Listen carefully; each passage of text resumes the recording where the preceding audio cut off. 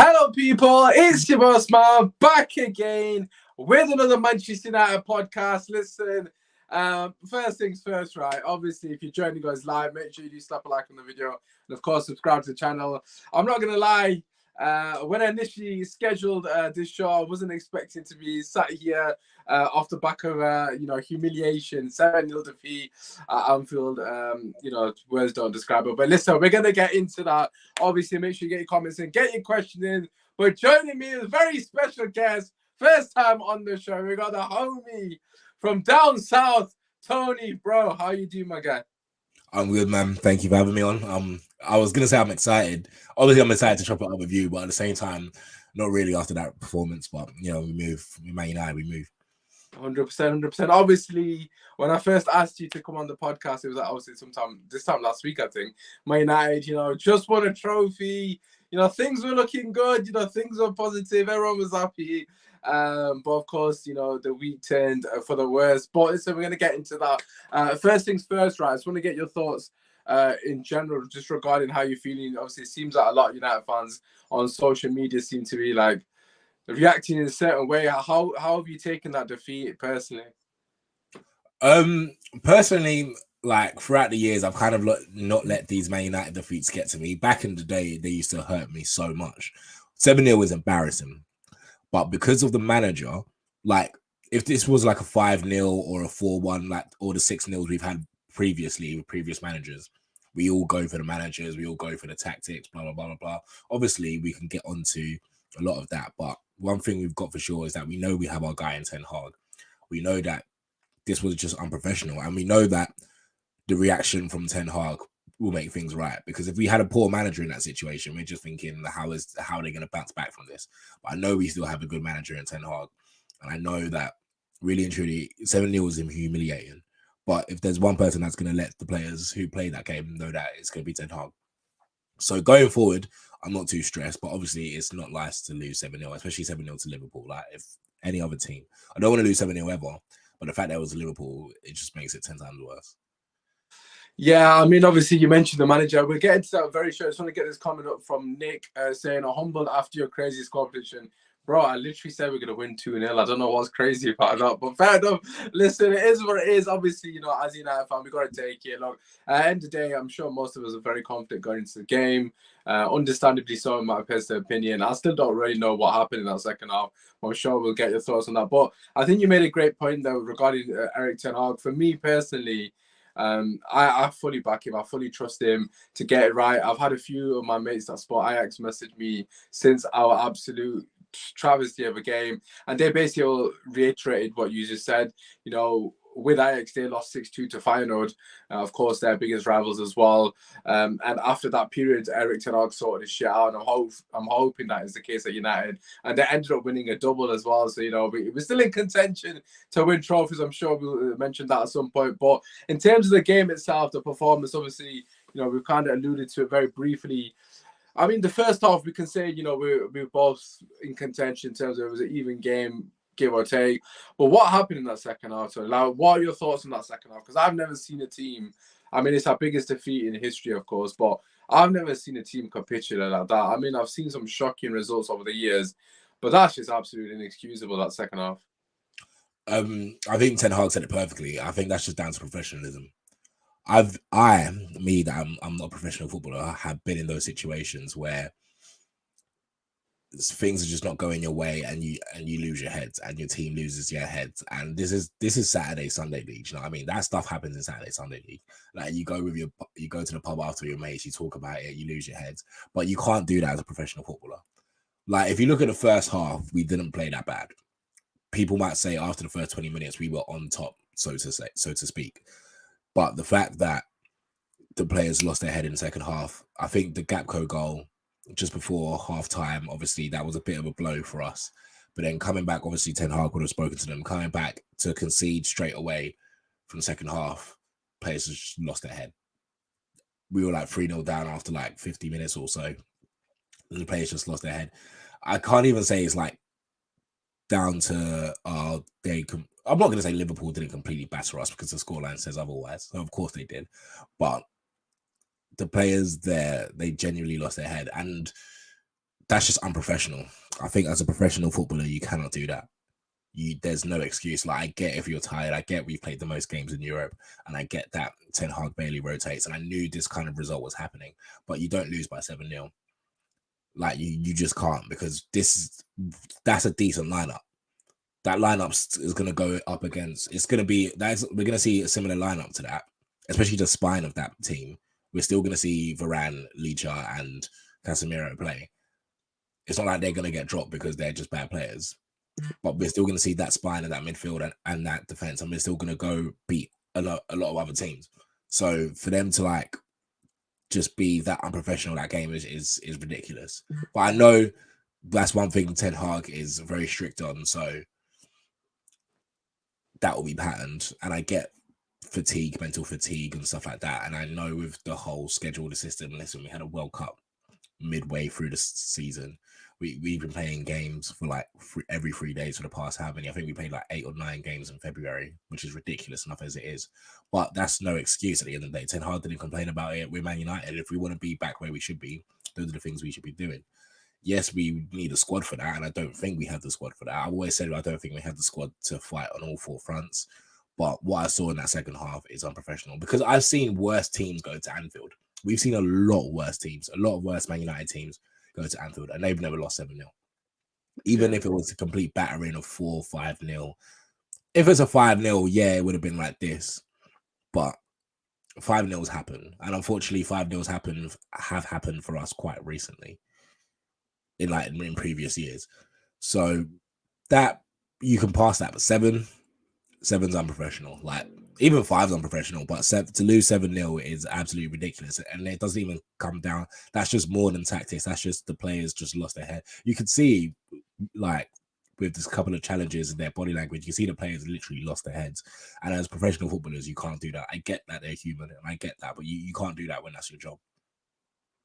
I mean, I just think it's absolutely embarrassing. I've got to be honest. Obviously, you mentioned the fact, the players lack professionalism. I just can't believe that this group of players, 7 days on from practically beating Barcelona, and of course winning as a cup, first time in 6 years. I mean, I couldn't put this performance together with this group of players. I didn't think they were capable of capitulating to this level. I mean, if this happened last season, I wouldn't have been surprised. I mean, it did happen last season on a couple of occasions, in particular to Liverpool. Of course, it didn't end up at 7, but for me, the most disappointing thing is just the individual performances, and most importantly, our leaders didn't step up. And I've been loading Varane, I've been loading Casemiro, and to be fair to Bruno Fernandes, he's deserved his flowers of late. I think he's been putting in a shift week in, week out for the team. Of course, as a Manchester United player, you got to do more than just run about. But I just felt like Bruno Fernandes is somewhat turned a corner in my personal opinion, because I don't rate him that highly to an extent. But just all of them in the second half, not one person took accountability. I understand, there was a lot of frustration. You saw our players kicking out constantly, and it wasn't even one player. It was 3-4 different players kicking out, be it a Liverpool player, in Bruno's case, or the linesman. Just so many different scenarios, and not one player grabbed anyone by the cuff, the scruff of the neck, or lads, just calm down. And I kind of use an example last week on the show about Benzema. Obviously, they went 2-0 down at Anfield as well. And if you look at the clips, Benzema was the epitome of leadership. I mean, he got the players together essentially and said to them, lads, calm down. There's clear footage of him telling everyone to chill out. We're still in this tie. And for me, the most surprising thing was at 2-0, we basically gave up. We basically said, no, what, we've lost. And that just doesn't resonate with me with this team, because this season, not only have we come back against better teams, obviously Liverpool, they found their form now because of us, but they haven't been flying this season. I know of late they've been quite good and people have been praising them, and rightfully so. But you can't tell me that this Liverpool team is better than the Man City team we beat when we were behind, or the Barcelona team. I mean, for some reason, I don't know if they couldn't hack that atmosphere. I know a lot of other ex-pros say that, it's different at Anfield and it's a cauldron, and it seemed like that was the case, but it's just really baffling. No one, like Casemiro, Varane, grab a player, say, yo, relax, calm down, keep the ball, do what you got to do, take this thing out of the game. There was absolutely no in-game management from the players on the pitch, and that was the most disappointing thing. Again, we'll get on to Ten Hag shortly, because I actually was quite critical of him, but not for the last 30, 40 minutes, but more so prior to what happened to that. But the players, for me, they just show that some of them showed to me that they haven't got the mentality. I mean, at the end of the day, we can't overreact as well. Obviously, it's just one game. As you said, these things happen. We'll see how they react from this. But in terms of some of the individual players, I was a bit disappointed. I mean, Varane and Casemiro, arguably our best players this season, both of them. Neither of them stepped up for me, and that was a bit surprised. But thinking of obviously talking about Erik ten Hag there, were you a bit surprised with his team selection? Because he seemed to tinker a bit too much. I mean, we have seen Weghorst play in the 10 before with Rashford up top, but we've not seen Bruno Fernandes play on the left wing, and I feel like he's somewhat moving Bruno Fernandes a bit too much. Yeah, I mean, he's played in practically every position now, similar to how Pogba did under Ali. Do you think that's a bit of a problem, or do you just think it's one of them things in hindsight that people are getting a bit carried away with? I feel like Bruno Fernandes against Trent Alexander-Arnold is an insane lineup. But at the same time, like, I don't know why you would do that. I feel like if you're playing against Liverpool, you need to have a left winger that will attack Trent's side. Like, that's just bare minimum. In regards to Bruno Fernandes and the way he's changing him, I feel like he doesn't rate him. I honestly feel like Ten Hag doesn't rate him. Ten Hag doesn't want him near that midfield anymore. He would rather, because listen, you know me with my Bruno Fernandes, I feel like the guy loses the ball a bit too much for a midfielder personally. And Ten Hag, he started playing 8, he started playing 10. And now he's put him on the right wing. He would rather play Weghorst in the midfield. Like, that shows me that this guy doesn't want you in the midfield anymore. The fact that you're playing across the wings, like, I know Bruno Fernandes played right wing a bit. We've seen him do it for Portugal a couple of times. I mean, he used to do it for Lisbon a couple of times, if that. But now you're playing left wing. It shows me that I don't think Ten Hag rates you like that. And then now I'm seeing we're getting linked with Kudus. I expect Kudus to play in that 10 role if he would come to United to kind of replace Bruno Fernandes. I feel like the fact that I saw Bruno play on the left, if Bruno was playing the right wing, then I was like, yeah, you know what, I get it. But I feel like right now in his last how many games, because against Barcelona he didn't start in the midfield because Anthony came on after, and that's when he went into the midfield.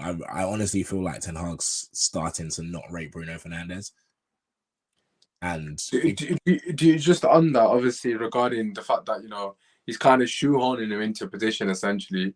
Do you personally rate him? Obviously, I know your opinion on it to the extent we spoke about this in length, but do you actually think he's good enough to play in the number 10 format moving forward? No. And I've always said it with Bruno Fernandes. In this team, unfortunately, with Man United, we have one competent midfielder in Casemiro, I reckon. One midfielder that can kind of keep the ball. And even still in the past few games, Casemiro hasn't kept the ball that well.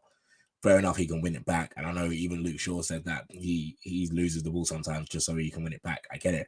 But we don't have midfielders that can keep the ball. This is why we don't dominate possession as much as Ten Hag would like. This is why people say we don't go up against low blocks and we're just playing counter-attacking football. It's because we don't dominate games. We can keep possession much better than we've done in the past few years, but we don't dominate games the way like City and Arsenal do. And that's down to our midfield. That's why he's so obsessed with Frenkie.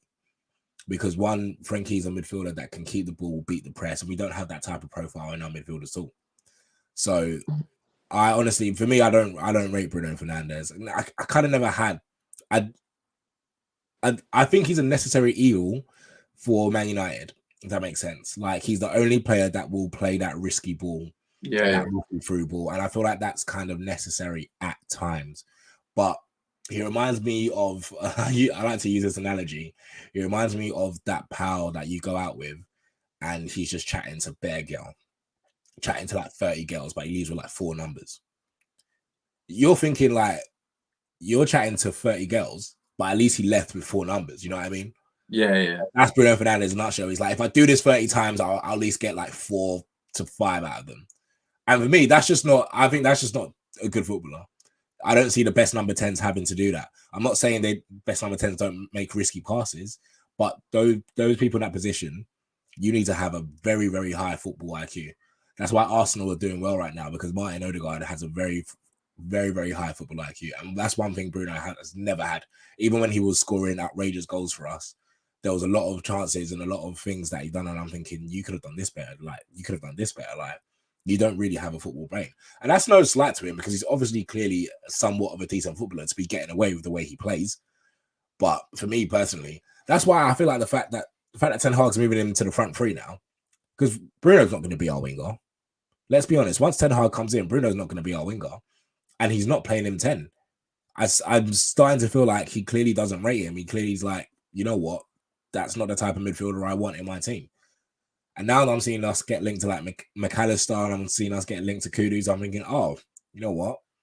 There might be some light into this. I feel like Ten Hag's not starting to rate Bruno anymore, which for me, I'll be happy because I can't do it. Don't get twisted. I don't think he's a massive, massive problem. I think he's one of the many problems we have, and it's a problem in the pecking order of problems. He's not the top of my list. But I feel like going forward, and if we want to play the Ten Hag style of football, I don't think Bruno Fernandes is going to be there. Yeah, I mean, firstly, I just want to say, like, I do think Bruno brings a lot to this team. I do think this isn't really our thoughts off the back of this one performance, because obviously I don't want, it's not a reaction in that sense. But like, he does bring a lot to the team, but I feel like a lot of the stuff that he brings to the team is off the ball stuff. I mean, his ability to work for the team. On the ball, he's very hit and miss. I mean, I've said that consistently. I mean, he actually admitted it in an interview recently. He basically said he doesn't care how many times he loses a ball. He's going to keep hitting the ball in behind because he knows if it goes through or when it goes through, it'll probably lead to a goal, which, to be fair to him, most times it does lead to a chance. But for me, my biggest thing is he has to improve his success rate. I mean, it's all well and good spamming, like you said, spamming 30, 40 balls in behind. Okay, granted 2 or 3, but that conversion rate is nowhere near good enough for the standard of Manchester United. And also the way Ten Hag wants to play, when you want to control games, it's difficult to control games when you got 2 sporadic players in there. You got Bruno Fernandes and you got Fred. I mean, to be fair to Fred, he's been fantastic of late, and you got to give him his flowers as well. They've both been very good of late. You got to give him respect for that. But the truth of the matter is, if you want to play a certain brand of football, i.e. keep the ball, you need 2 players in there that are able to dictate it and able to keep the game ticking. And both of them are too erratic on the ball. I mean, for me, I would ideally want 2 8s. I mean, we've got a comment here saying, is Eriksen a huge loss to our system? I do think Eriksen is a massive asset to the United team. I mean, one thing with Eriksen, he's capable of obviously conducting the play, not to the standards of Frankie de Jong in my personal opinion, but Eriksen, that kind of ilk of player is definitely needed. I think we need 2 of them, to be honest. I mean, for me, I would like to see Casemiro at base and play 4-3-3 with 2 natural 8s, both of them of which are very good on the ball. That allows us to obviously start to build attacks. But yeah, like regarding the Bruno Fernandes thing, I do feel like there's going to be a case that he's eventually replaced. But look, at the end of the day, if Erik Ten Hag backs him, I'll back him as well. But for me, I just don't think he's good enough. In terms of like consistently, I mean, obviously he brings a lot to this team, like I said, but if you want to be the best teams that you want to be, the teams in Champions League, is Bruno Fernandes really going to take you there? You mentioned Odegaard there. I mean, Odegaard's been absolutely ridiculously good. I mean, the way he controls the game, he's the puppet master. Bruno Fernandes is very much, he's almost like that guy in FIFA, you just keep spamming the ball in behind and you just like, oh, one's going to eventually get onto it. Just that pace abuse. Rashford's got that in his locker that he'll get to it. And you're like, bro, you're just so dead at this game, but they just beat you. Like, it's just like, you're not good at this game, but you're just using that strats that just dead when you can't, sometimes you just can't prevent it. But like, yeah, for me, like regarding Bruno Fernandes, biggest issue for me is his captaincy. I've got to be honest, that has been a massive conversation of late. And I just want to get your thoughts on that. I don't know where you sit on the whole Bruno Fernandes captain. What did you make of Gary? I don't know if you've heard of Gary Neville's comments saying that he was basically gesturing to come off. Do you believe in that firstly, and do you think like his demeanor within that Liverpool game was acceptable? I never saw it, so I don't know, but I did hear Gary Neville saying, I saw like someone get a video of it on Twitter. Whether he is or not, it is where it is with our captaincy, because what we got to remember is we have a new manager who wants to have all his fingers in the pies when it comes to the club, right? And what we saw with him like being, let's say, Ten Hag being new into this, he can't change everything like straight away. Hence why Harry Maguire is still officially our club captain, and before that, Bruno Fernandes is our vice captain. I feel like when you have players like Varane, even Lisandro Martinez, even Casemiro, players that have way more experience than Bruno, there's clear captains there. And I feel like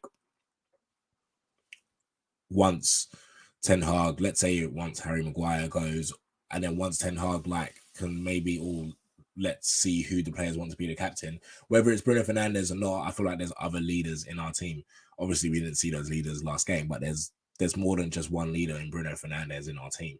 So I'm not gonna be like, oh, because of this game, he should lose the captaincy. Like, but I wouldn't be surprised if he's not Ten Hag's captain going forward for the rest of the time that Ten Hag's here. Who would you give it to if you could change it? Obviously, you mentioned there's other leaders.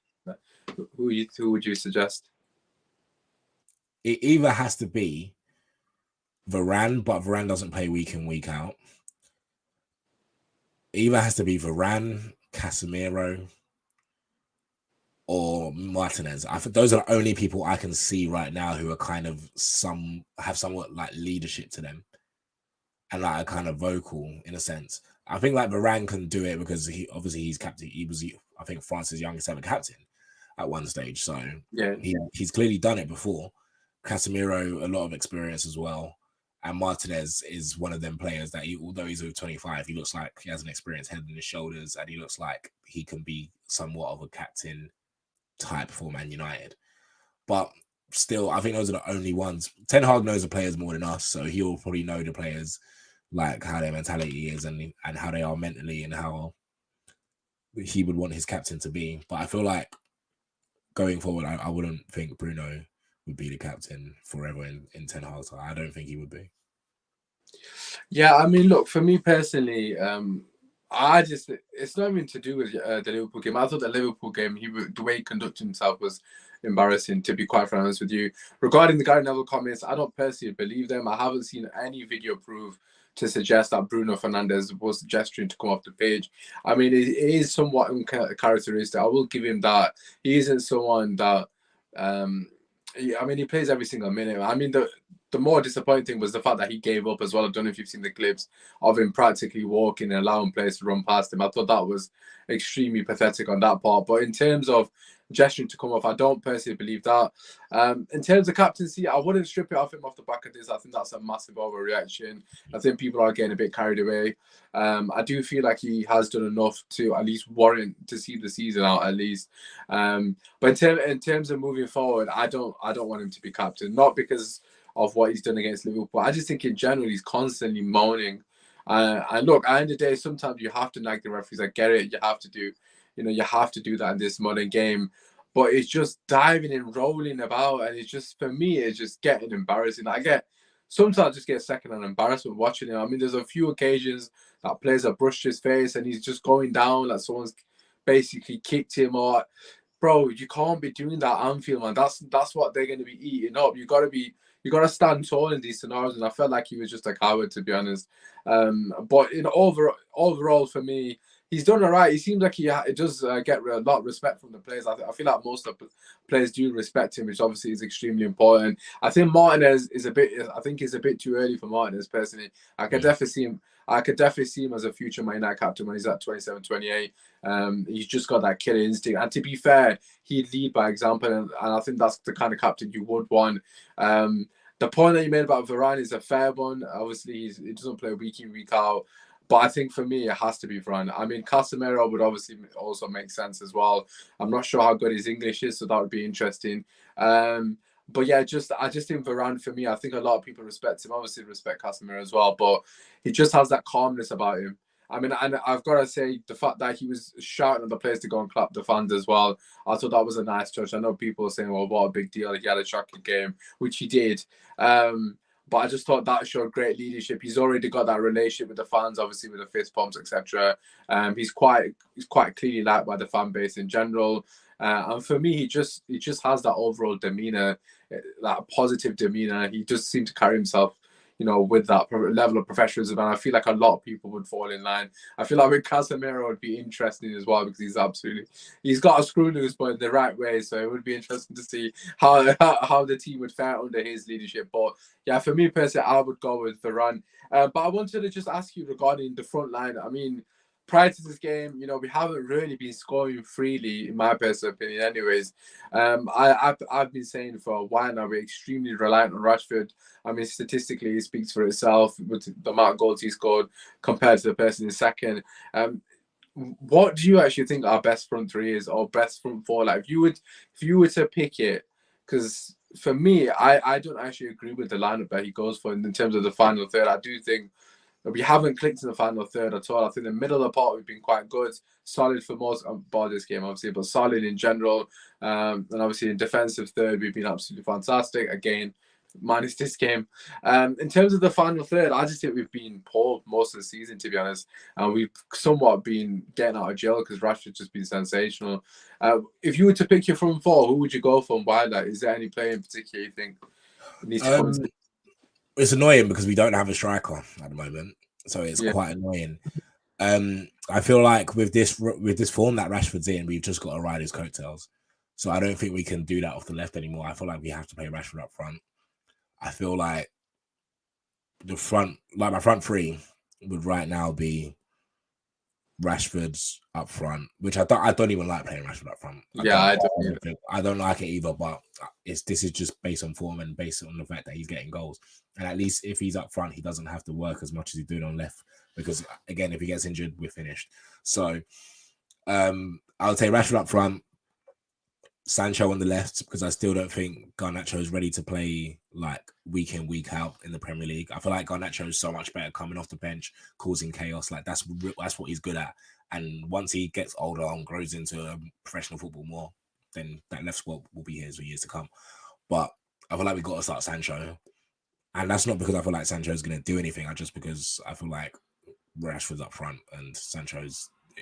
I'm not starting Garnacho, so Sancho has to be there by default.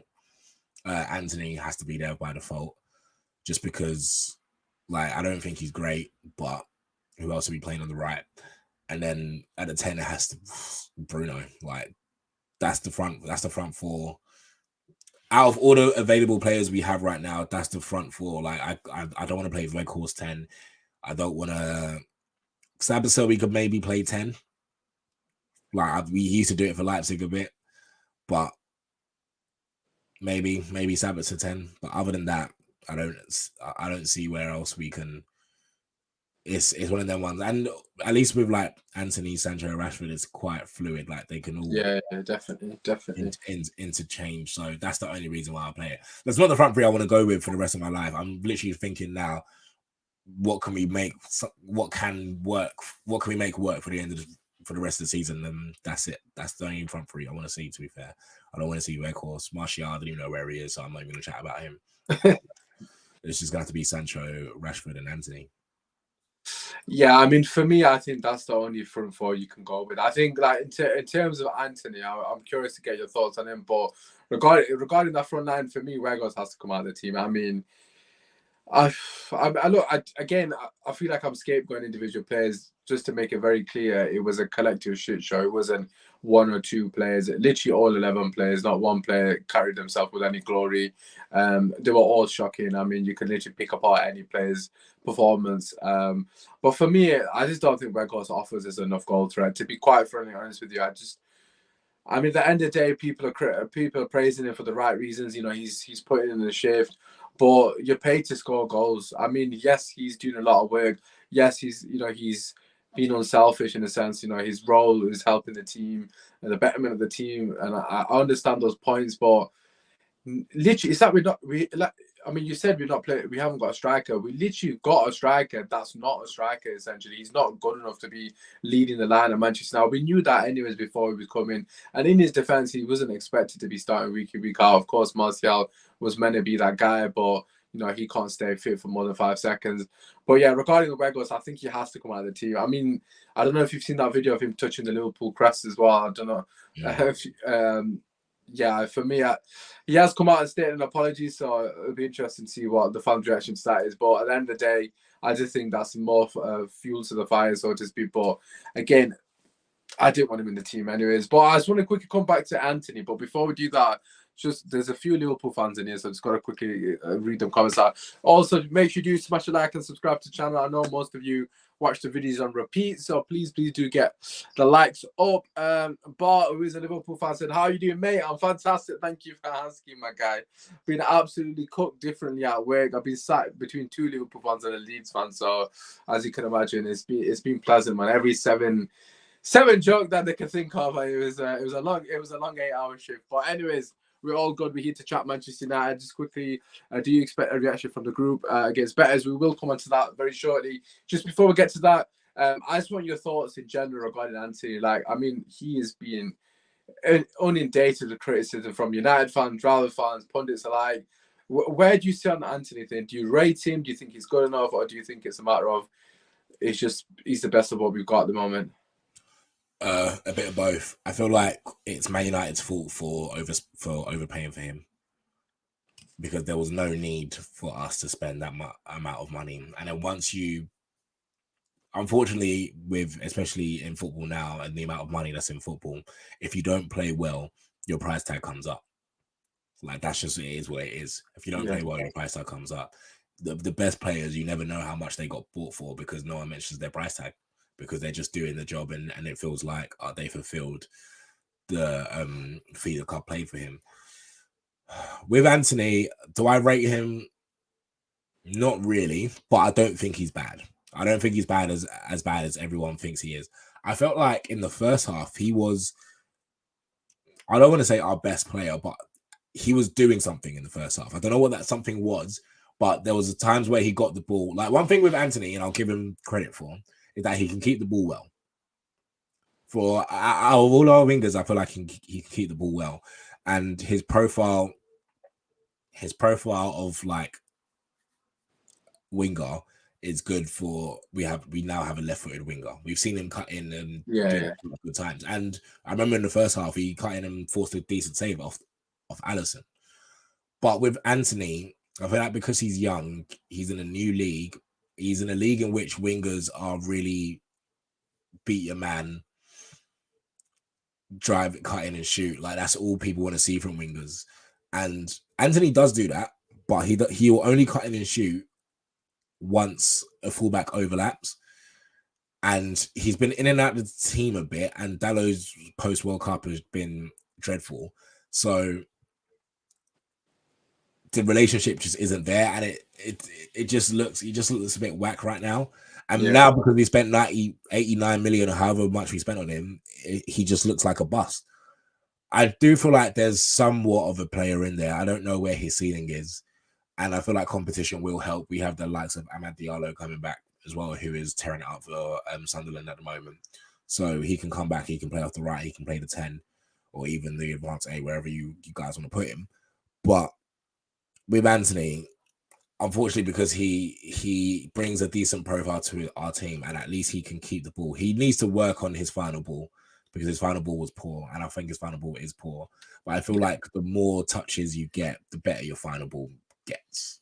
And like, this is still his first season, so I'm not ready to like completely sell this guy. It's a bust, blah blah blah blah. But he does need to improve, and he needs to improve as soon as possible, because we spent a lot at the end of the day. So Ten Hag, you need to get this one right. Yeah, I mean, I actually agree. I actually thought he was our best attacker in the first half. I mean, a lot of people were criticizing him for various reasons, but he was the only one for me that was actually committing plays. I mean, there's a lot of things that frustrate me about him. I just feel like his decision making in the final third, it needs to improve. I mean, there's numerous occasions when he somewhat beats a man, then goes back on himself, plays it safe.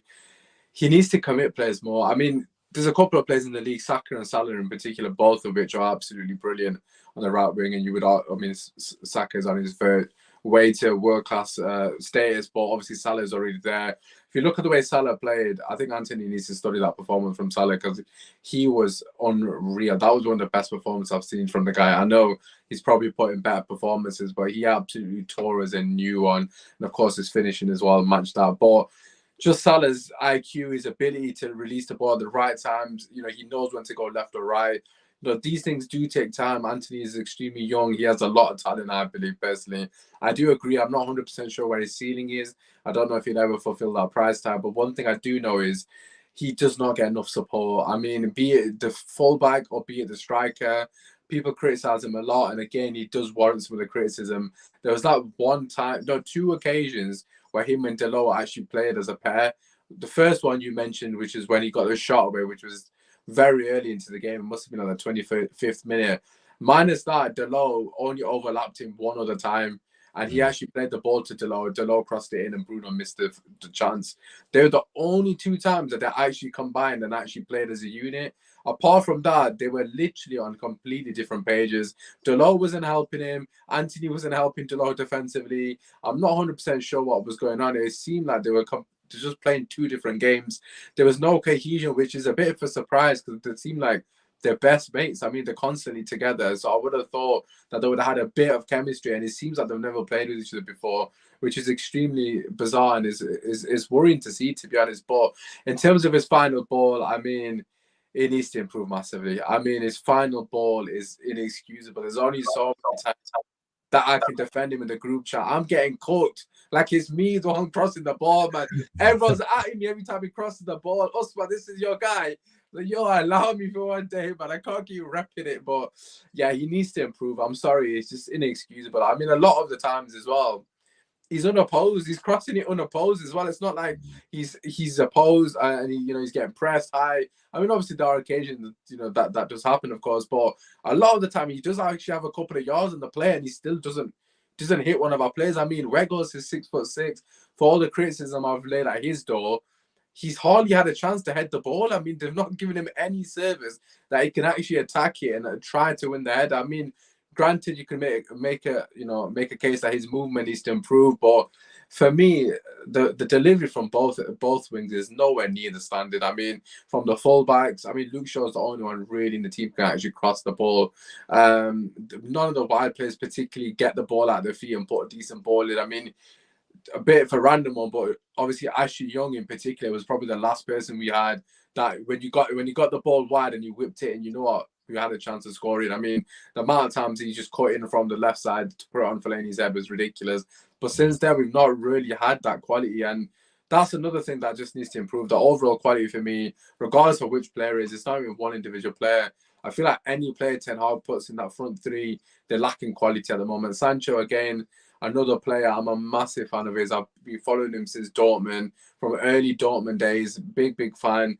I'm a bit surprised he didn't come on. I don't know what you thought of that, Tony. Like, what did you make of the substitutes? He brought on Scott McTominay. I didn't mind the Garnacho sub, don't get me wrong. I was okay with that.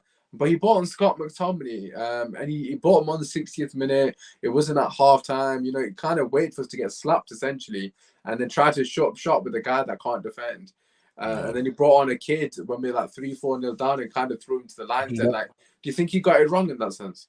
In regards to bringing up Scott McTominay, no, because I feel like at the end of the day, he done that to shut up shop, but we still didn't, which is unfortunate. But at the end of the day, I think I kind of glad that he didn't bring Sancho on. I feel like Sancho's gone through a lot at the moment, and we don't need. There's literally no point to put him in this demoralizing defeat. Like, at least, even though part of the squad, part of the player, he felt the defeat, but there's no point to put him on that pitch, especially what the guy's going through as well. There's literally no point. So I didn't mind him not coming on at all. Like, I didn't mind it at all. And it's not like I think he will start against Betis on Thursday. But I do, yeah, I just thought there was just no point. But listen, it is what it is with the subs. Like, he tried to shut up shop and it just got worse. But then again, if you bring on half decent players, that's what's going to happen. I mean, that's probably going to be the worst shooting up shop I've ever seen. Like, honestly, we considered like 4 goals after Scott came on. It was like, I'm not saying it was Scott's fault single-handedly, because literally there was mistakes everywhere. But I suppose the point you're making regarding Sancho is a fair one. Obviously, we don't want to throw him into a situation where basically the game is gone. Obviously, he's come onto a pitch there. But in terms of the game itself, like, do you think it's a bit of a blip, or do you think this was something that was on the cards? Have you seen the writing being on the wall to an extent, or do you think it's just, I mean, you can't really say it was a bad day at the office when you lose 7-0, but it was kind of like a bad day at the office to an extent. Like, where do you sit on the whole situation?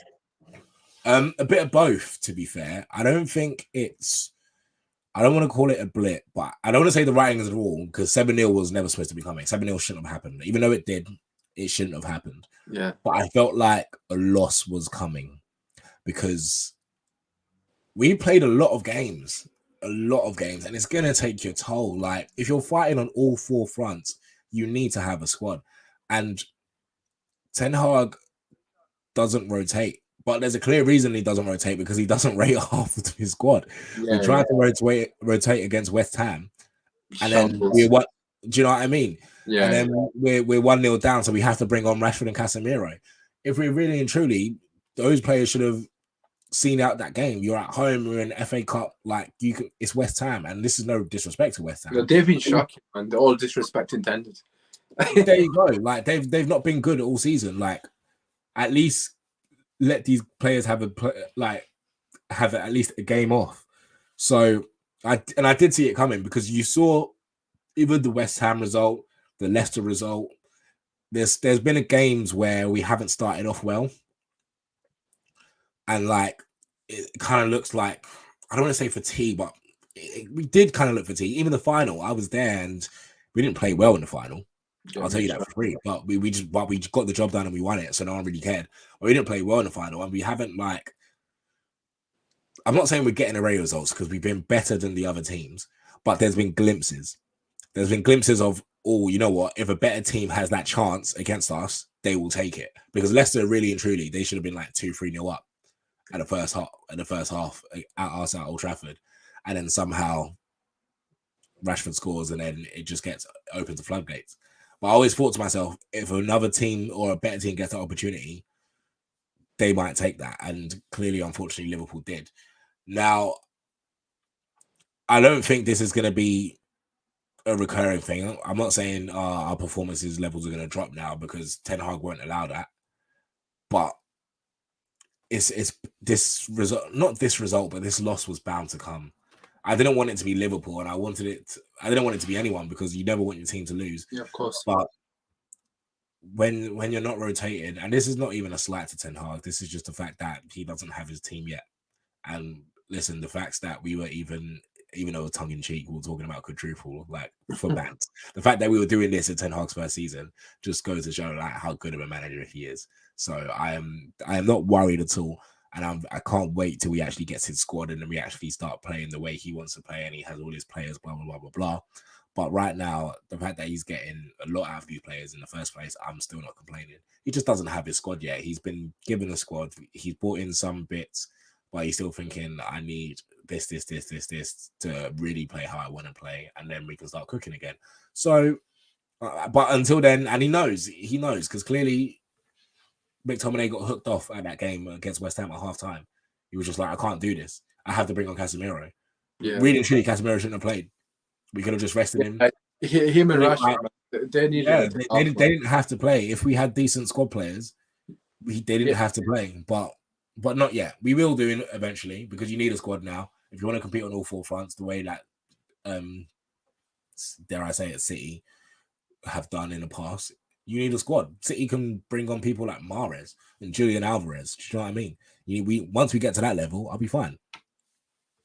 Yeah, I mean, I do think there is a case of fatigue. I mean, I know it's a bit of a cop out just blaming on that. I mean, that wasn't the sole reason that we capitulated. There was a lot of other reasons, obviously, that came together as one. But yeah, for me, we have played too many games, and I think it was always going to be a case that we don't rotate properly, that it will catch up with some of the players. I actually tweeted before the Liverpool game. Who did we beat? It was the West Ham game, actually. When Fred scored the third goal and he's laying down on the floor, just celebrating and stuff. I actually tweeted then, after we won that game, that Bruno Fernandes is knackered. I mean, you can literally tell. Yeah, you can see. If you go back to the clips, the guy is dying.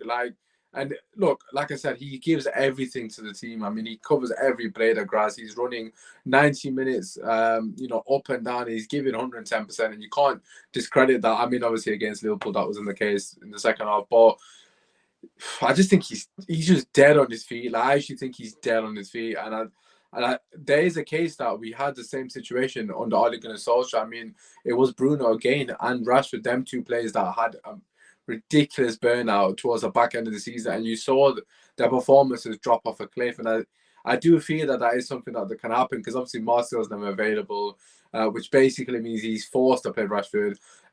We haven't really got an alternative to Bruno, as we kind of alluded to earlier. So they kind of both have to play because nobody else is coming into the team and stepping up. It is a concern, but for me, moving forward now, look, firstly, it's understandable that everyone's pissed off. You're entitled to feel how you want to feel. 7-0 is, I mean, it's a record loss for us, and obviously everyone's going to feel differently. But for me, I think it's important that we don't get carried away, as in we don't overreact as well. It's been a fantastic season for us, and I use the word fantastic not because this is the standard on Manchester United, but if you actually base it on what our expectations were, everyone was saying no, top six, and just see a bit of patterns of play and just actually improve the football. And we've exceeded what our own expectations were. Obviously got a trophy. I think it's important to apply context. I mean, it's our third loss in 33 games. The other losses coming against City and Arsenal. So we've lost to the best teams in the land, essentially. Granted, we've been slapped in all three of them. Obviously, the Arsenal score flattered us, in my personal opinion, anyways. But yeah, nevertheless, like, it's not doom and gloom. We're on the right trajectory. We're moving in the right direction. And I think Ten Hag, as you mentioned, if he gets his players, he's going to start cooking next season. And I'm still confident we can win at least the Europa League or the FA Cup, at least one of them. Or we've got to be in contention. I mean, people say obviously Man City are the favourites to win the FA Cup, and rightfully so. But regarding us, minus Arsenal, should I say, in the Europa League, we're definitely up there in the top 2, top 3 favourites for that one as well. So both competitions, essentially, we're either the favourite or we're at least in the conversation to be the favourite. So for me, if we can win another one of them, finish the season on the high, yeah, people will banter us, but 2 trophies and top 4 for me is a fantastic return for a new manager as well, especially given that where we ended under Ralph. But in terms of moving forward, I wanted to ask you, like, what do you expect from the players? I mean, we'll get into, obviously, if you want to make any changes shortly, but in terms of the attitude for this Real Betis game, and they drew to Real Madrid as well on the weekend, if I'm not wrong. Well, what do you expect from the players? I mean, how important is it to bounce back from a ridiculous result like that?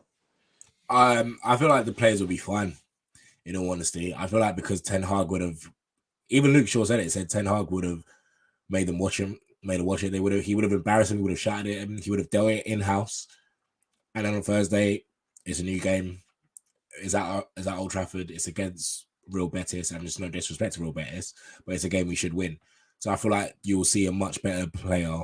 I feel like you'll see a much better team that was there on Anfield on Sunday. I'm not saying we're going to slap them 5-0, 6-0, 7-0 just to get a bit of revenge, but I do expect us to kick on. Because I remember when we lost 6-3 to City, we went on a massive run after that as well. So one thing I know is that it's mad I have so much faith in the manager that I know that Ten Hag will get this right, and he will get the players to bounce back. I'm not saying like we're going to slap up Betis, but he will get the players to bounce back. We should get a win at Betis.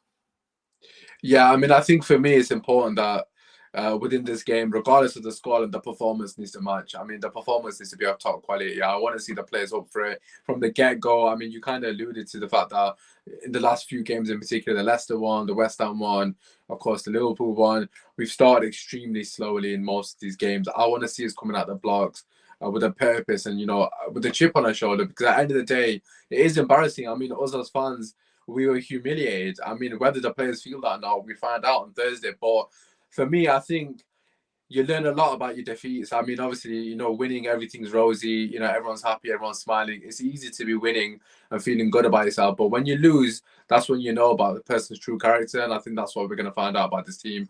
And I think it's important for the players to show us that it was a blip in their eyes. It wasn't an anomaly. I know people will say you've been slapped already this season, but like you mentioned, the periods have been vast since that Man City game. We've gone on an amazing run. Obviously, the Arsenal game of late, we've had brilliant results after post the Arsenal defeat as well. But yeah, for me, I'm going to be looking closely to see which players step up and which players show me that they have the cojones to wear the shirt, because the pressure's on them, because the fans are expecting somewhat of a reaction and a positive reaction of that. If we go 1-0 behind to Real Betis, I mean, it's happened in the past where we've been slapped and then we've conceded early. The fans are getting onto the players. Obviously, we don't want to be in a scenario where we're 0-0 at half time. I really need to see something from the players, not because I don't believe in them, or I don't think this is going to be like a turning point or a downward spiral, so to speak. But I need to see a bit of positivity from them, and for them to actually show us that they genuinely care. So hopefully to start the game with a bit of impetus and actually build on that. But in terms of selection, from this defeat, obviously we don't need to go into the full 11, but is there any one that you would change? Obviously we mentioned the fact players need a rest, but rest aside, if from a tactical standpoint, is there anyone you would bring in, and who are you taking out of that team for that real better game? I would like to see people like Palestri get some minutes. But like, I'm not saying they should start, but I feel like you should get the minutes. I feel like Bruno should have a rest. I feel like he doesn't need to play this game. He got Southampton at home as well, and you never know. There's nothing like a team that are fighting for relegation come to Old Trafford. They're going to be up for it. So I feel like players that we don't necessarily need, like Bruno, can get a rest.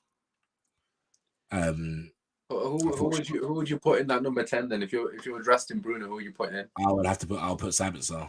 I would have to put Sabitzer there. Okay. Yeah, or even maybe Sancho, because I know people might say they want to play Sancho in a 10. I'm not convinced that's the best position for Sancho, because I feel like if Sancho plays 10, you've got to have so many other positions that work around it, so it's fluid. So it's like I touch, you touch football. But I think Bruno should have a rest. Weghorst should have a rest. He doesn't need to play this game. He can come on, but he doesn't really need to play this game.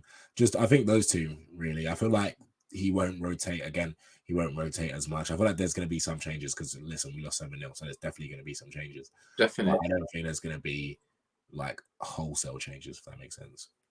Yeah, no, I agree. I would probably make like 3 or 4 changes. I don't think we should disrupt the balance of the team too much. Of course, after a 7-0 defeat, you could literally change the entire 11 if you wanted to, but I don't think that's necessary. I think that would be reactionary, to be honest. For me personally, it's hard with the Bruno one. Although he does want an arrest, it's hard to really say who would go there. I mean, I wouldn't mind Sancho in the 10. I actually think it does suit him, but I do agree as well. He does need a certain players around him, because when he plays in the 10, he plays as a floater, really, and he kind of. I mean, that was that clip of him and Wan-Bissaka in particular, that when they were just playing football like you were doing a cage, basically 5-a-side.